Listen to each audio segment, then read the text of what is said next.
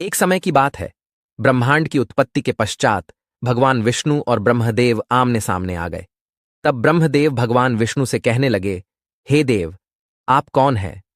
तब भगवान विष्णु कहते हैं, हे ब्रह्मदेव, मैं इस संसार का पालन करता विष्णु हूं और आपका जन्म मेरी ही नाभि के कमल से हुआ है। मैंने ही आपको सृष्टि के निर्माण का कार्य सौंपा है। यह सुनकर ब्रह्मदेव को बड़ा क्रोध आ गया। वे कहने लगे, हे देव, इस सृष्टि की रचना तो मैंने ही की है। मैं ही सृष्टि करता हूं, मैं ही परब्रह्म हूं। मुझसे पहले इस सृष्टि में कोई नहीं था, इसीलिए मैं ही आदि हूं और मैं ही अनंत हूं। यह सुनकर भगवान विष्णु मुस्कुराने लगे। उन्होंने ब्रह्मदेव के मन में निर्माण हुए अहंकार को जान लिया और उन्होंने ब्रह्मदेव के अहंकार को तोड़ने के लिए युक्ति सोची। भगवान विष्णु जानते थे कि ब्रह्मदेव रजोगुण से युक्त है, इसी कारण से ही उनके मन में अहंकार निर्माण हो गया था।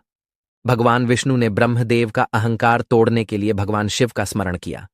तभी अचानक से उन दोनों के मध्य में एक श्वेतवर्ण का अत्यंत विशालकाय शिवलिंग प्रकट हो गया। उस शिवलिंग को देखकर ब्रह्मदेव आश्चर्यचकित हो गए और कहने लगे, ये विचित्र चीज क्या है जो इतनी विशालकाय है और इस स्थान पर किस कारण से प्रकट हुई है? इतना कहते ही भगवान शिव उस स्थान पर प्रकट हुए। भगवान शिव को देखकर ब्रह्मदेव कहने लगे, हे देव, आप कौन हैं और किस कारण से इस स्थान पर आए हैं? भगवान शिव कहने लगे, हे ब्रह्मदेव, मैं आपके मन की द्विधा को ही दूर करने के लिए यहां पर आया हूं। ब्रह्मदेव कहने लगे, तो ठीक है, अब आप ही बताइए, हम तीनों में सर्वश्रेष्ठ कौन है? हम तीनों में सबसे पहले मैं ही आया हूं, इसीलिए मैं ही ईश्वर हूं। भगवान शिव कहने लगे, हे ब्रह्मदेव, आप श्रेष्ठ हैं या भगवान विष्णु श्रेष्ठ है, इसका प्रमाण अभी मिल जाएगा। आपके सामने ये जो शिवलिंग है, इसके ओर छोर का जो सबसे पहले पता लगाएगा वही सर्वश्रेष्ठ कहलाएगा। हे ब्रह्मा, आप ऊपर की ओर जाइए और भगवान विष्णु नीचे की ओर जाएंगे। जो सबसे पहले इस शिवलिंग की ओर छोर का पता लगाकर लौट आएगा वही दोनों में श्रेष्ठ हो जाएगा। यह सुनते ही ब्रह्मदेव को बड़ा गर्व हो गया और उन्होंने उस शर्त को स्वीकार कर लिया। भगवान विष्णु और शिव मन ही मन मुस्कुराने लगे। ब्रह्मदेव तीव्र गति से ऊपर की ओर जाने लगे और भगवान विष्णु नीचे की ओर निकल गए। कुछ दूर तक जाने के बाद भगवान विष्णु को शिवलिंग का अंत पता नहीं चला और वे शीघ्रता से लौटकर वापस आ गए। किंतु ब्रह्मदेव अहंकार से ऊपर की ओर जाने लगे, लेकिन उन्हें शिवलिंग का अंत कहीं पर भी दिखाई नहीं पड़ा। ब्रह्मा जी बहुत देर तक ऊपर की ओर जाने लगे और थक कर बीच में हो रुक गए और सोचने लगे, ये कैसा विचित्र शिवलिंग है, इसका ना तो कोई ओर है और ना कोई छोर है। तभी अचानक से केतकी का एक पुष्प शिवलिंग के मस्तक से नीचे गिरने लगा, जिसे ब्रह्मा जी ने धारण कर लिया। उस पुष्प को लेकर वे बहुत प्रसन्न हुए और उसे लेकर लौट कर आ गए। अहंकार से भरे हुए ब्रह्मदेव ने उस पुष्प को भगवान विष्णु और शिव जी को दिखाते हुए इस प्रकार से झूठ कहने लगे, ये देखो, मैंने शिवलिंग के मस्तक पर रखे हुए इस केतकी फूल को प्राप्त किया है।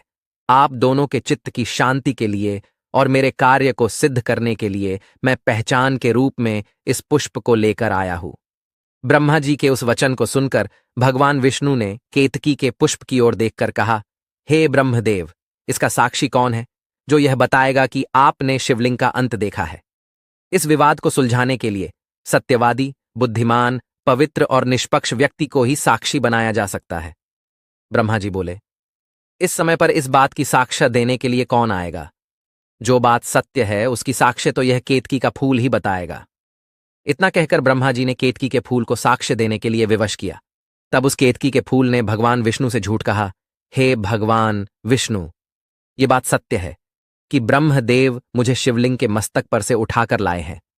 केतकी के ऐसे झूठे वचन सुनकर भगवान विष्णु मन ही मन मुस्कुराने लगे और कहने लगे, हे ब्रह्मदेव, मेरे लिए तो स्वयं महादेव ही प्रमाण है। वे ही साक्षात शिवलिंग हैं, वे ही अब सत्य बताएंगे। यदि वे कह देंगे कि ब्रह्मदेव ने शिवलिंग के अंत का पता लगा लिया है तो मैं मान लूंगा। ब्रह्मदेव और उस केतकी के फूल के ऐसे दुष्ट व्यवहार से भगवान शिव अत्यंत क्रोधित होकर कहने लगे, हे असत्य बोलने वाले केतकी के पुष्प, तुमने झूठ बोला है। मेरे मस्तक से गिरने के बाद ब्रह्मा ने तुम्हें बीच में ही प्राप्त किया है। तुमने इस स्थान पर झूठ बोला है, इसीलिए आज से मैं तुम्हारा त्याग करता हूं। आज के बाद कभी मुझ पर केतकी का फूल चढ़ाया नहीं जाएगा। तब ब्रह्मदेव को भी अपनी भूल का पता चल गया और वे लज्जित होकर भगवान विष्णु को नमस्कार करने लगे और कहने लगे, हे भगवान विष्णु, मैंने श्रेष्ठ होने के लोभ से असत्य वचन कह दिया है। कृपया मुझे क्षमा कीजिए। मैं जान गया हूं कि आप ही सनातन नारायण हैं और ये भगवान शिव है जो तीनों लोकों के स्वामी हैं। मेरे मन में अहंकार उत्पन्न हो गया था, इसी कारण से मैंने झूठ बोला है। तो दोस्तों, इस प्रकार से भगवान शिव ने ब्रह्मदेव का घमंड तोड़ दिया और उसी दिन से केतकी का फूल भगवान शिव पर चढ़ाया नहीं जाता है।